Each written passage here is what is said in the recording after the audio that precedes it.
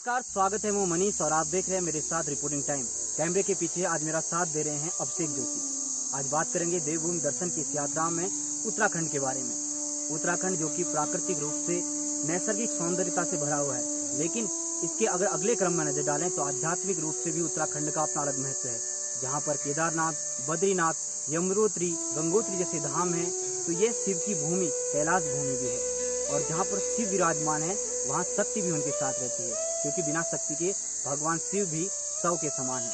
तो इस यात्रा में हम आज आपको लेकर आए हैं देवभूमि उत्तराखंड के चंपावत जिले में।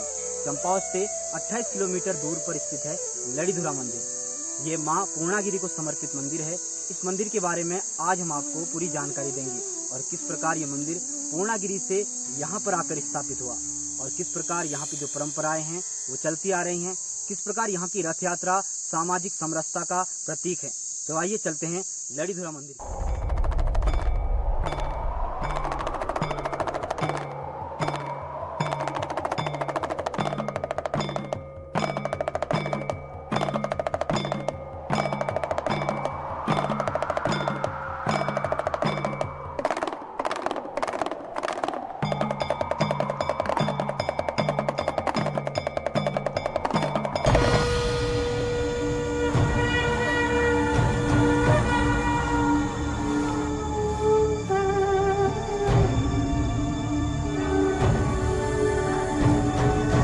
जयंती मंगला काली भद्र काली कपालिनी दुर्गा क्षमा शिवा धात्री स्वाहा स्वधा नमोस्ते। अर्थात ये माँ सबका मंगल करने वाली है। और हम माँ लड़ीधुरा की इस प्रांगण पे पहुंच चुके हैं, जहाँ पे आप पीछे देख रहे हैं भव्य मंदिर माँ का ये है। और इसके नीचे भी एक मुख्य मंदिर है, जहाँ पर पूजा अनुष्ठान वहीं पे किए जाते हैं, जो माँ सबका मंगल करती है। और श्रीमद् भागवत जो देवी भागवत है उसके अनुसार अगर हम माने, उसके अनुसार कहें तो यही माँ है जिसने त्रिदेवों को उत्पन्न किया और सभी दुष्टों का संहार किया। तो आइए सबका कल्याण करने वाली, जगत में मंगल करने वाली इस माँ के दर्शन के लिए इसके दरबार की ओर चलें। अब हम पहुँच गए हैं माँ के उस मंदिर में, जहाँ पर आप देख रहे हैं पीछे माँ की अष्टभुजा की प्रतिमा है, जिसमें माँ एक हाथ में आयुधों को लिए हुए हैं और एक हाथ से माँ आशीर्वाद भी प्रदान कर रहे हैं, दुष्टों का संहार कर रहे हैं। साथ ही साथ माँ सिंह वाहिनी के रूप में भी यहाँ पर स्थापित हैं। उसी की दाहिनी तरफ माता जो है काली के रूप में भी प्रकट है। मैं कैमरामैन से अनुरोध करूंगा कि दर्शकों के लिए वो कैमरा को आगे लाएं और माँ के स्वरूपों का दर्शन करें।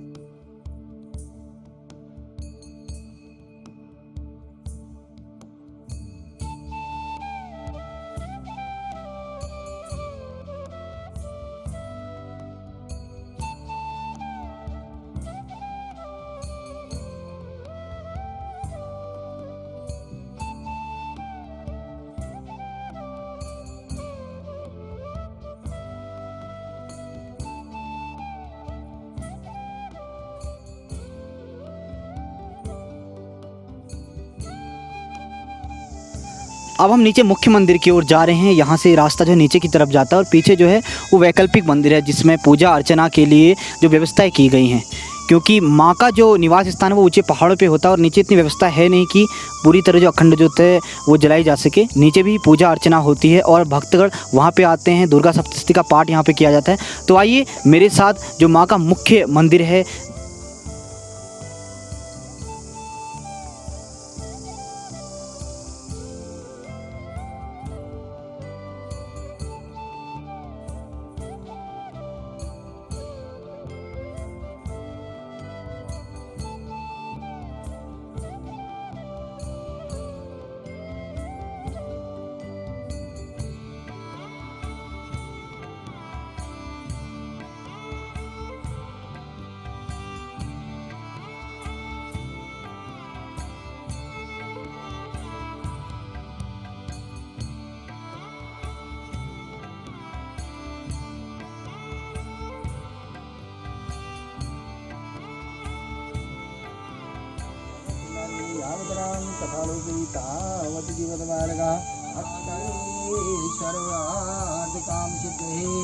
आवामि देवी काम सर्वकामार्थ सिद्धे ओम दुर्गा देवी नमः।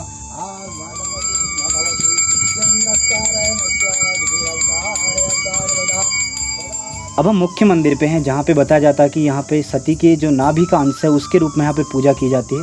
हमारे साथ महेश चंद जोशी जी हैं, जो यहाँ पे आप प्रतिवर्ष यहाँ पे पूजा करते हैं। मैं आपसे जानना चाहता हूँ क्या कहानी है माँ के यहाँ पे आने की।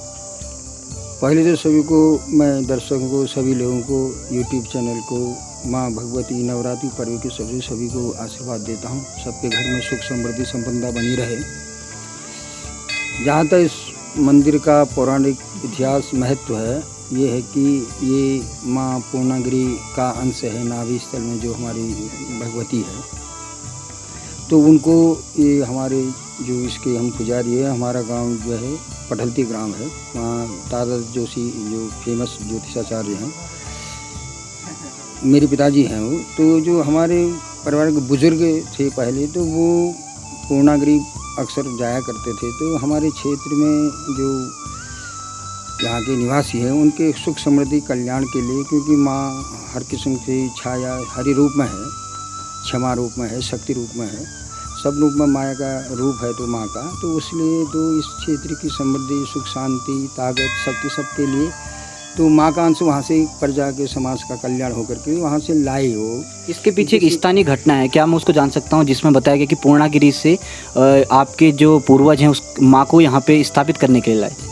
हाँ, वो वहाँ से एक अपना ताम्र वहाँ से लेकर के माँ के अंश में विग्रह के रूप में माँ की अनुमति से वहाँ से लाए। तो वहाँ से तभी सड़क मार्ग वाहन आने जाने की सुविधा नहीं थी, तो पदयात्रा करते करते इसी मंदिर के नीचे को एक स्थान है, नौला है वहाँ, जिसमें जल का जो स्रोत होता है, तो बल्कि खिन्नौला उसको नाम से जानते हैं। तो वहाँ विश्राम किया, कुछ लंका के लिए अपना गए। तो तब तक जो पात्र अपने आप माँ के प्रभाव से, उससे, क्योंकि जो माँ का स्वभाव है सत्य है कि जो खप्पर वाली, तो खप्परों में यानी ऊंचे ऊंचे पर्वतों में रहने वाली है, तो उस नेचर के हिसाब से माँ अपने आप वहाँ से आकर के इस स्थान पर, जो नाभि स्थान है, तो यहाँ पर विराजमान होगी। और उनसे ये कहा कि मैं वहाँ नहीं आऊँगी आपके, क्योंकि हमारे पूर्व अपने गाँव ले जा रहे थे, बोला उधर नहीं आऊँगी, यहीं आकर के आप लोग हमारी इस वर्ष जो है पूजा करना। तो मैं पूरे इस क्षेत्र की सब सुख समृद्धि सब उसको बनाए रखा। हमारे साथ एक श्रद्धालु हैं जो कि यहाँ से 14 किलोमीटर दूर लोहाघाट से आए हुए हैं। आइए उनसे बात करते हैं। क्या नाम है आपका?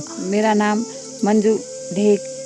मैं लोहाघाट से यहाँ भगवती के मंदिर में लड़ी धुरा, मैं यहाँ मैया का आशीर्वाद लेने आई हूँ।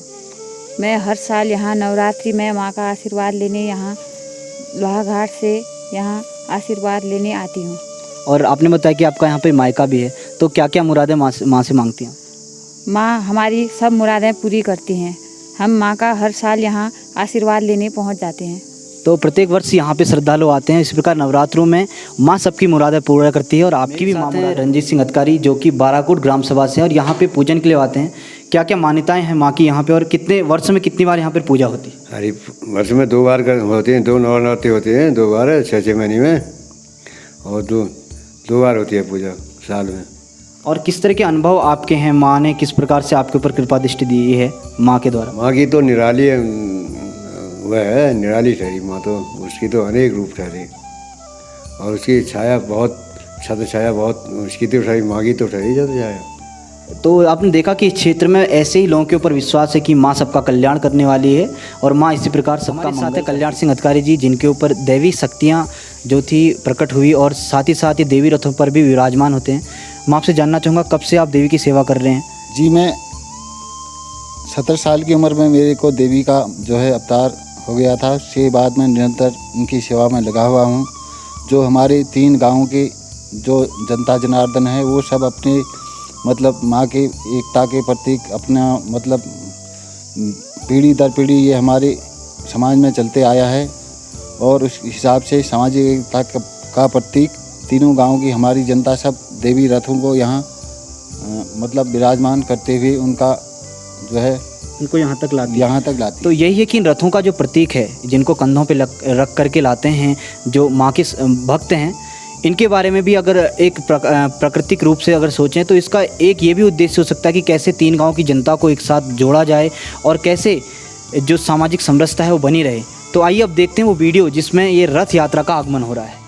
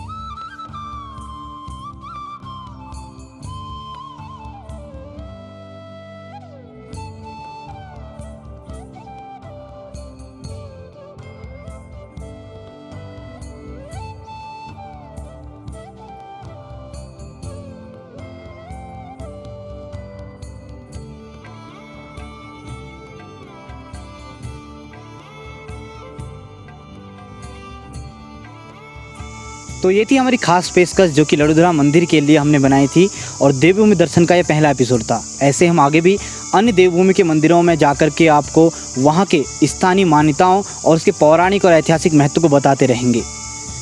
सर्वमंगल मांगल्ये शिवे सर्वार्थ साधिके शरण्ये त्र्यंबके गौरी नारायणी नमोस्तुते। जय माता दी। माँ आप सभी की मनोकामना को पूरा करें। नमस्कार।